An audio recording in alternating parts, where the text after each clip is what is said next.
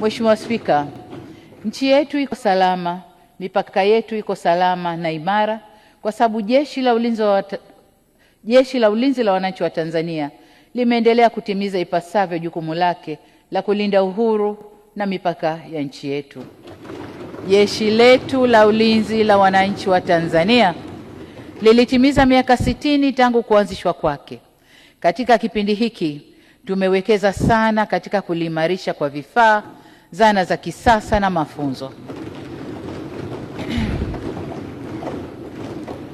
Weledi na nidhamu ya wanajeshi wetu ni ya hali ya juu na ya kupigiwa mfano.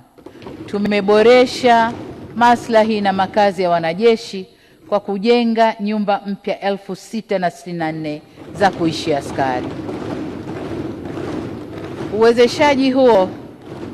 Uwezeshaji huo umechangia kulifanya jeshi letu kushiriki ipasavyo katika shughuli mbalimbali za kitaifa na kimataifa, ikiwemo ulinzi wa rasilimali, ulinzi wa miradi mikubwa ya kimkakati na operesheni za ulinzi wa amani za Umoja wa Mataifa, hasa nchini Jamhuri ya Kidemokrasia ya Kongo, Jamhuri ya Afrika ya Kati, Lebanon, Sudan Kusini na eneo la Abyei.